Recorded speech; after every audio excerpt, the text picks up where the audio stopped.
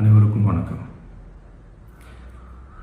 என் லைஃப்பில் இந்த மாதிரி ஒரு பெயின்ஃபுல்லான ஒரு சுச்சுவேஷனை நான் ஃபேஸ் பண்ணதே கிடையாது.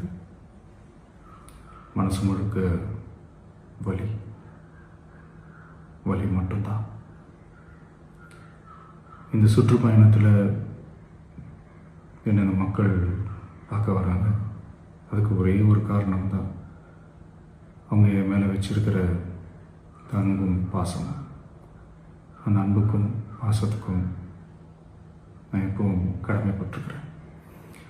அதனால தான் இந்த சுற்றுப்பயணத்தில் மற்ற எல்லா விஷயங்களையும் தாண்டி மக்களுடைய சேஃப்டி, அதில் எந்த காம்ப்ரமைஸும் பண்ணிடக்கூடாதுன்றதுக்காக தான் அது என் மனசில் ரொம்ப ஆழமாக இருக்கும் அந்த எண்ணம்.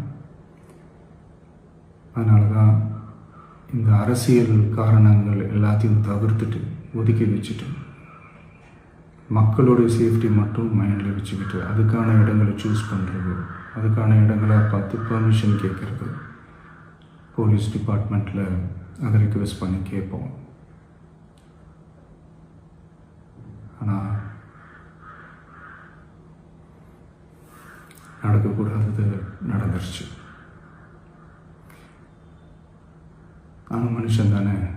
அந்த நேரத்தில் அத்தனை பேர் பாதிக்கப்பட்டு இருக்கும்போது எப்படி அந்த ஊரை விட்டுட்டு என்னால் கிளம்பி வர முடியும்?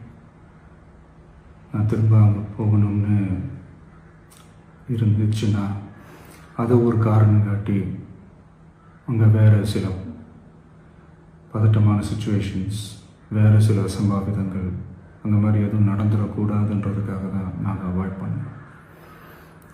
இந்த நேரத்தில் சொந்தங்களை இழந்து தவிக்கிற அத்தனை குடும்பங்களுக்கும் என்னுடைய ஆழ்ந்த இரங்கலை தெரிவிச்சுக்கிறேன். எனக்கு தெரியும், என்ன சொன்னாலும் இது ஈடையாகாதுன்னு எனக்கு தெரியும். ஹாஸ்பிட்டலில் ட்ரீட் பண்ணிகிட்ருக்கிற எல்லாருமே சீக்கிரமாக க்யூர் ஆகி வரணுன்றதை இந்த நேரத்தில் நான் வேண்டிக்கிறேன். கூடிய சீக்கிரமே உங்கள் எல்லாரையும் நான் சந்திக்கிறேன்.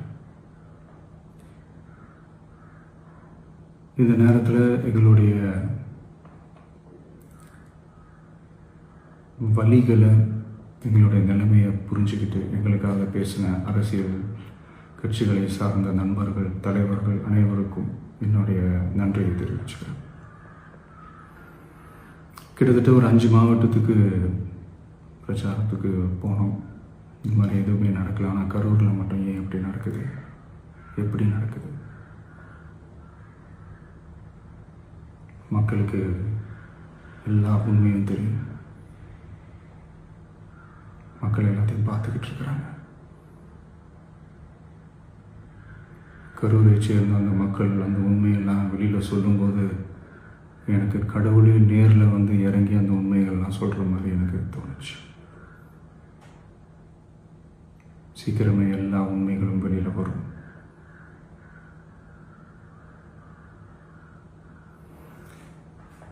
எங்களுக்கு தரப்பட்ட இடத்துல நாங்கள் போய் அந்த ஸ்பாட்டில் நின்று நாங்கள் பேசிட்டு வந்தோம். அதை தாண்டி எந்த தவறும் எங்கள் சைடில் நாங்கள் எதுவுமே செய்யலை.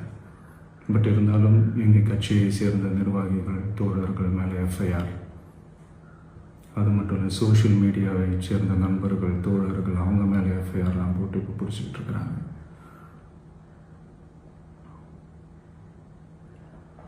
சிஎம் சார்,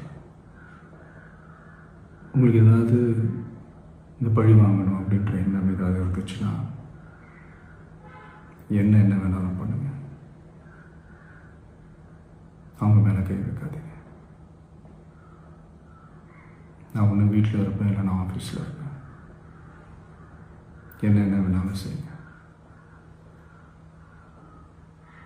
நண்பர்களே, தோழர்களே, நம்மளோட அரசியல் பயணம் இன்னும் ஸ்ட்ராங்காக, இன்னும் தைரியத்தோட கண்டினியூ ஆகும்.